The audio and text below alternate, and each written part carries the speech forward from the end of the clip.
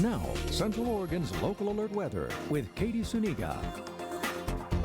Another gorgeous picture sent to us through our share tab at ktvz.com. This was at a viewpoint when Kathy was driving. She told us on the way up to Paulina Lake.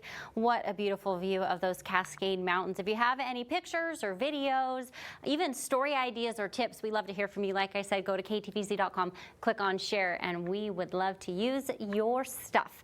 For the rest of the week, we're looking at a little bit of a cool down tonight into tomorrow, and then we have a pretty average week for the end of the week and through the holiday weekend, maybe even to start our next week with just a few clouds overhead and not looking at any rain activity at the moment for us here in Central Oregon. Here's the state satellite radar image. You can see maybe just a few showers up in the northwest corner of Oregon, the southwest corner of Washington, and some activity off to our northeast. We'll take a look at that in just a moment. Winds for tonight are going to be strong till we get at least into the midnight hour. They'll die back down and pick back up tomorrow. We're looking at winds about 25 miles per hour out of the northwest sustained, and then we could see some gusts up to 35. Tomorrow during the day, it's going to be windy again, but maybe a little bit less, like around 20 miles per hour sustained with those gusts up to 30. Here were the high temperatures for today, made it into the 70s for a majority of the state, 80 in Medford, then high 50s to mid 60s along the coast. Tomorrow, we all see a cool down and has a lot to do with this low pressure system that's actually moving kind of backwards. I'll show you that in just a second.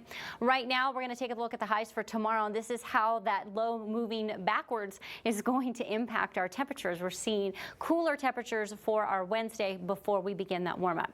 Here's where we are heading into tonight, already into the 60s. Except in Madras and in Warm Springs.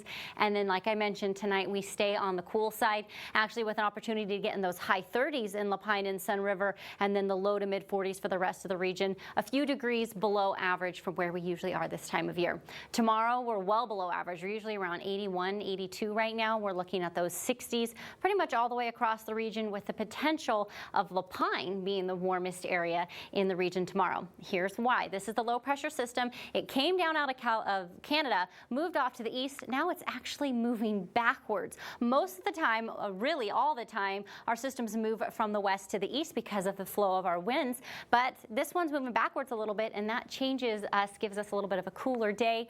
We do continue to have clear skies through all of this, however, although our temperatures are going to cool off a little bit before they warm up.